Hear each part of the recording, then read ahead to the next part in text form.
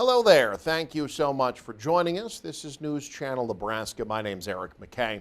Let's take a look at our top headlines today, beginning in northeast Nebraska, where the Nebraska State Patrol canceled the endangered missing advisory for Holden Duncan after he was found safe. It was just after 11 a.m. Thursday, a farmer about 5 miles north of Crofton discovered Holden hiding in a shelter belt, provided him with food. Law enforcement then took Holden into protective custody, ensuring he's medically stable before reuniting him with his family.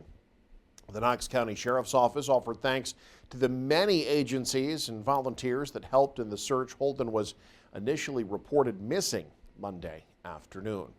To central Nebraska, where a Grand Island man could spend 2 decades in prison for convictions in 5 different cases. It all stems back to a series of events in Kearney in March of last year. Investigators say in court documents that 27-year-old Jerome Quinn and one other person stole a pickup and shot at the victim, then robbed another man at gunpoint and ran away from police with a backpack full of drugs. After his arrest, authorities say Quinn also assaulted someone while in jail on 3 separate times over the course of 3 months.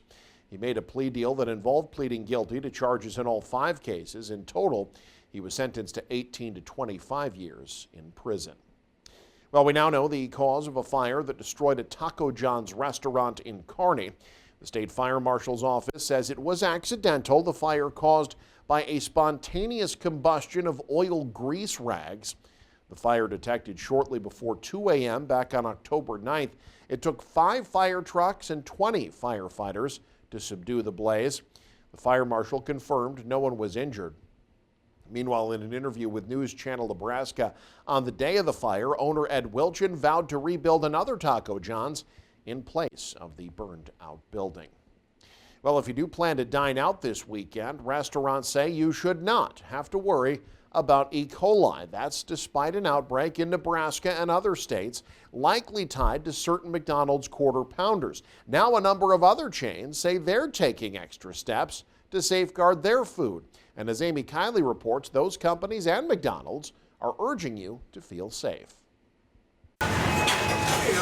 An E. coli outbreak tied to some McDonald's Quarter Pounders has other chains implementing new safeguards. Those businesses have not been linked to recently reported cases, but they say they're acting out of an abundance of caution. Burger King says it's focused on onions. The FDA says slivered ones on some Quarter Pounders might have been contaminated, although it's still investigating. Burger King says 5% of its restaurants use one of the same onion suppliers as McDonald's and have disposed of the vegetables. That's even though Burger King gets its onions whole. Onions are pretty safe anyway because of the skin that's on the onions. The parent company of Taco Bell, Pizza Hut, and KFC says it's removing fresh onions from menus at some locations just to be safe. As for McDonald's, it says any contaminated products are likely out of the supply chain by now.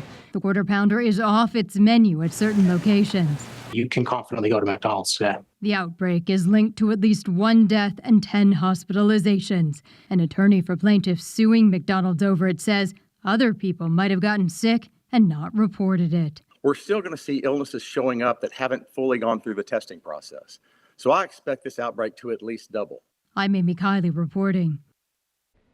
U.S. Senate candidate Dan Osborn and his campaign celebrated the opening of a new canvass operation in northeast Nebraska on Thursday. Supporters rallied in downtown Norfolk for the opportunity to meet Osborn and ask questions on a variety of topics. Now, Norfolk has been a historically red voting community. Osborn, running as an independent, said he's embracing his different ideas, even if to some they are unpopular. We're definitely being different, and I think that's the way we fix Washington, D.C., is we elect the right people who just want to do right by the people and aren't going to be bought and sold. That's who I am. That's what you're going to get from me versus Senator Fisher. His opponent is current U.S. Senator Deb Fisher. She's trying to get re-elected for a 3rd time as a Republican. Osborn says the odds are against him, but says he's ready for Election Day. You know, we're going to have to weather the storm. But I think if the election were held right now, I think we have the edge. I've done 170 publicly advertised events, and we continue to do them, and just getting out there and talking to voters. The last day to register to vote in person before Election Day on November 5th is Friday. You can help people impacted by Hurricane Helene through a community-driven effort in the Sandhills. Casey Wannenberg takes us to Gordon, where Nebraskans from across the state are pitching in to make a difference.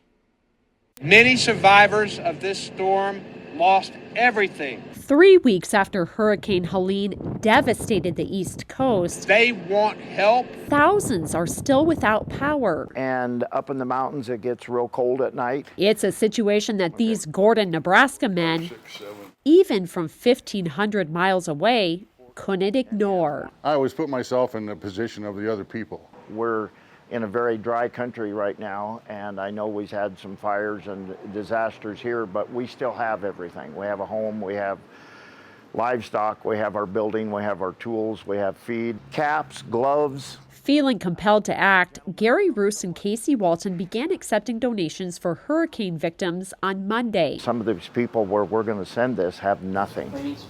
Everything from cleaning supplies to warm clothes We have 50 bales of hay. and animal food. Elevators got destroyed, the feed stores got destroyed.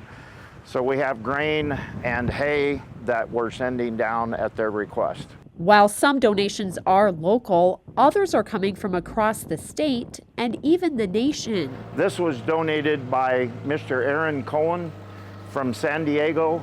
He is the owner of Superfoods. You can drop off donations here at the former Gordon Auto Sales building or contribute financially through the Carolina Hurricane Fund at First National Bank in Gordon. The stuff we'd like to have now is warm clothing, anything that will produce heat without electricity. Right now, organizers believe they have enough donations to pack this trailer half full. They would like to fill the entire trailer by Sunday. One thing I also wanted to stress is Gentry, my nephew, and the cousin to our minister here in town are going to accept the load. And they have a warehouse to put it in. They are in charge of the distribution. It's not going to be nobody else. We know who they are. An effort that demonstrates what it means to be Nebraska nice, The burning desire for us is to help others. even from more than 1,000 miles away. In Gordon, Casey Wannenberg, News Channel, Nebraska. A local restaurant and brewery in Grand Island is closing its doors. Kincaidor Brewing announced online that it's closing its Grand Island location. The Broken Bow-based business said their location presented certain challenges that, in their words, outweighed the potential upside. The co-owner of Kincaidor's Brewing, Cody Schmidt, told our news partners at KSNB that there were some facility challenges they needed to work through before renewing their lease. He says Kincaidor will be open through Halloween. In southeast Nebraska, a downtown space where a condemned building was demolished is now known as a pocket park. Doug Kennedy gives us a look. Pioneer Place was dedicated Thursday with a ribbon cutting at the space that features 2 outdoor shuffleboard courts, picnic area and benches, plantings and parking. Our group wanted to do something for our community that would stand the test of time. That was the thing that kept coming back again and again and again. What better way to do that than a park of sorts? Because the other key point that our group really wanted to do was something that would connect people of all ages. Engage Executive Director Rachel Krakemeyer is a member of this year's Beatrice Area Chamber of Commerce Leadership Beatrice Group, which came up with the idea for the park. But we also thought it was fun and important and a unique way to take advantage of something that isn't exciting in your community when you have to tear a building down, right? But we can look at other examples that have happened throughout the community in a way to improve it and build upon something bad that had to happen and turn it into something positive and good. So The project totaled over $60,000, with donations making up over $36,000 of the project. In-kind contributions, nearly $24,000. The city of Beatrice will be in charge of maintaining it. Plans are to soon erect a sign at the park which recognizes business sponsors and donors. There were about 15 business, foundation, contracting, and financial sponsors of the park, and the project also tapped local grant funds and lodging tax revenue. From Beatrice, Doug Kennedy, News Channel, Nebraska. 'Tis the season for Halloween events. A Southeast Nebraska business organization holding their annual event on Thursday. It was the Night of the Great Pumpkin in downtown Beatrice. The event put on by Main Street Beatrice. Parents and grandparents brought their kids to downtown for some safe trick-or-treating for a couple hours.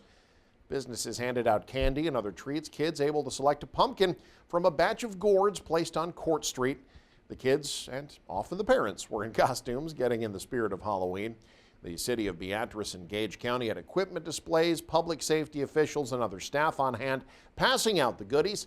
Court Street was closed off to traffic for a 4-block stretch during the event. Perfect weather for the event, with clear skies and temperatures in the 70s. And the children of Norfolk had their opportunity at a massive candy grab as well.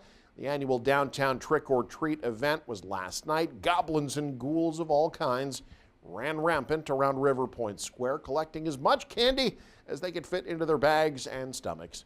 Local businesses took part in the event, passing candy out in front of each store all around town.